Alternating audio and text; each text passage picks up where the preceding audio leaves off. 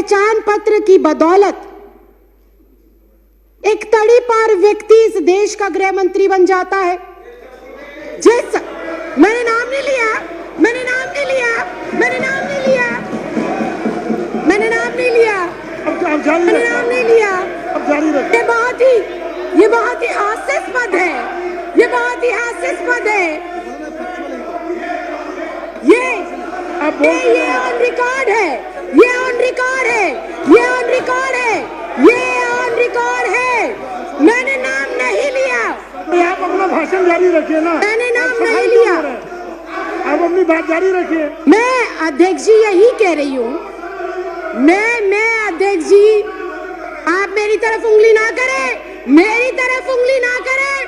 सारे प्रिविलेज का मामला है। पहले उन्होंने मेरी तरफ उंगली करी क्यों? अपनी बात कहते रहिए। अध्यक्ष जी, मैं बहुत शांति से और शालीनता से ये कह रही हूँ कि जिस पहचान पत्र की बदौलत एक आम साधारण नागरिक एक तड़ी पार को चुनकर देश का गृह मंत्री बना सकता है। आगे बढ़िए। एक चाय वाला, एक चाय वाला, एक चाय वाला, एक चाय वाला, एक चाय वाला, एक चाय वाला इस लोकतंत्र के अंदर एक वोट के अधिकार से सीधा चाय वाले से प्रधानमंत्री बन जाता है। उस वोटर आईडी कार्ड की कोई अहमियत नहीं। क्या बात करते हो, क्या बात करते हो? और मैंने किसी का नाम नहीं लिया।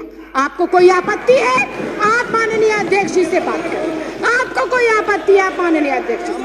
तड़ी पार कौन है? तड़ी पार कौन है? तड़ी पार कौन है? चाय वाला कौन है? तड़ी पार कौन है? तड़ी पार कौन है? चाय वाला कौन है? मैंने कुछ नहीं कहा, मैंने किसी का नाम भी नहीं लिया। आप क्यों इतना आग बबूला हो रहे हैं? इतना आग बबूला क्यों हो रहे हैं? इतनी गर्माहट क्यों? इतनी गर्माहट क्यों? क्यों इतनी मिर्ची लग गई? क्यों इतनी मिर्ची लग गई? आपको इतनी दिक्कत क्या हो गई? आपको इतनी परेशानी क्या हो गई? मैंने तो किसी का नाम भी नहीं लिया, मैंने किसी दल का नाम नहीं लिया, मैंने किसी व्यक्ति विशेष का नाम नहीं लिया। राखी जी, आप अपनी बात पूरी करिए। राखी जी, आप उधर इशारा मत करिए। नहीं, मैं समय कट करके बैठा रहा हूँ। करके बात मत करिए। मैं अध्यक्ष जी 2 मिनट के अंदर आप कोई सफाई ना। लेकिन अगर विपक्ष ऐसे टीका टिप्पणी करेगा, आप बोलते रहिए ना। विपक्ष टीका टिप्पणी करेगा, कैसे चलेगा? आप बोलते रहिए। अनुशासन नाम की चीज है। आप बोलते रहिए ना। आपको किसने? अनुशासन नाम की चीज है, आप उन्हें अनुशासन सिखाइए। करिए प्लीज। मैं अध्यक्ष जी 3 मिनट के अंदर, महज 3 मिनट के अंदर अपनी जो मेरा संदेह है और जो मेरे सवाल है और जो मेरा विचार है, मैं वो आपके सामने रख रही हूँ। मैं अपने बातों को दोबारा रिपीट करती हूँ कि जब एक मतदाता, राखी जी, मैं दोबारा रिपीट करने की इजाजत नहीं दे रहा। जब एक मतदाता अपने मतदान का प्रयोग कर कर मेरे जैसी एक साधारण सी लड़की, 25 गज में रहने वाली लड़की को लोकतंत्र के इतने बड़े मंदिर में भेजता है, तो वो सबसे बड़ा प्रूफ होना चाहिए। बाबा साहब भीमराव अंबेडकर ने वोट डालने का अधिकार सबको दिया और वो वोट डालने का अधिकार इस बात को सिद्ध करता है कि हम इस भारत देश के नागरिक हैं। मैं सिर्फ इतना कहना चाहती हूं कि 1989 से पहले कानूनन ऐसी कोई प्रतिबद्धता, ऐसी कोई मजबूरी या अनिवार्य नहीं था कि एक कोई भी जो बच्चा पैदा होगा, जो भी व्यक्ति जन्म लेगा, उसका जन्म प्रमाण पत्र बनाया जाए। ऐसी कोई पॉलिसी नहीं थी।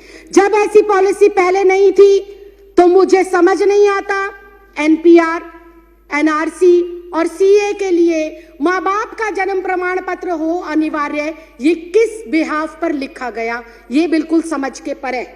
और फिर एक बार फिर से विपक्ष को हो सकता है मेरी बातों से आघात पहुंचे, लेकिन ये कटु सत्य है कि अगर ये कंपलसरी है कि एनपीआर, एनआरसी और सीए के लिए अपने अपने माता पिता का जन्म प्रमाण पत्र दिखाना जरूरी है, तो क्या हमारे देश के माननीय प्रधानमंत्री अपने माता पिता का जन्म प्रमाण पत्र दिखा पाएंगे? क्या हमारे देश के माननीय गृह मंत्री अपने माँ बाप का जन्म प्रमाण पत्र दिखा पाएंगे?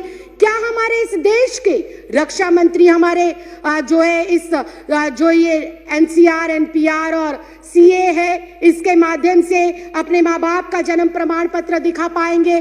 क्या इस देश के माननीय राष्ट्रपति अपने माँ बाप का जन्म प्रमाण पत्र दिखा पाएंगे?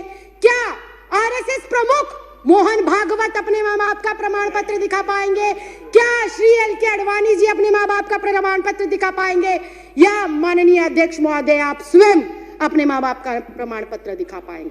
अगर ये संभव नहीं है, अगर ये संभव नहीं है, अगर ये संभव नहीं है, अगर ये संभव नहीं है, अगर ये संभव नहीं है, राखी जी, अगर ये संभव नहीं है तो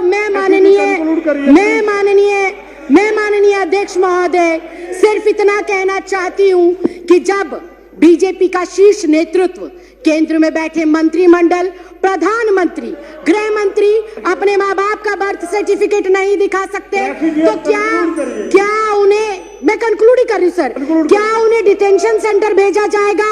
अगर वो लोग डिटेंशन सेंटर नहीं जाएंगे तो इस देश का आम गरीब मजलूब परिवार का सदस्य क्यों डिटेंशन सेंटर जाएगा? ये सवाल आज इस लोकतंत्र के मंदिर में मैं आपके माध्यम से केंद्र सरकार से पूछना चाहती हूँ। अध्यक्ष जी मुझे 2 मिनट दे दीजिए, मैं अपनी बात को खत्म कर रही हूँ।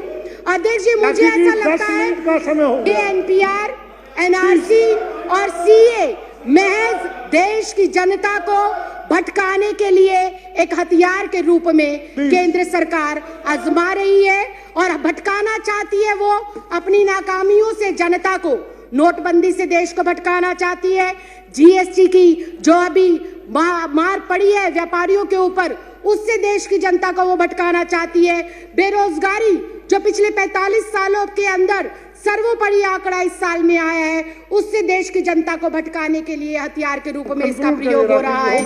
राइफल सौदा हो गया, दलितों पर अत्याचार हो गया, अर्थव्यवस्था किस तरह से चरमराई हुई है। अध्यक्ष जी मैं एक लाइन कहकर सर मैं भी रिक्वेस्ट कर रही हूँ, फाइनल क्लोजिंग लाइन कहकर मैं जो है अपनी बात को विराम देती हूँ कि अध्यक्ष जी ये जो भाजपा सरकार है ये एक संकीर्ण मानसिकता की सरकार है। इस सरकार को जब से ये अस्तित्व में आई है, किसान सड़कों पर है, छात्र सड़कों पर है, महिला सड़कों पर है, पुरुष सड़कों पर है, दलित सड़कों पर है, वकील सड़कों पर है, डॉक्टर सड़कों पर है, इंजीनियर सड़कों पर है। ये सरकार नहीं संविधान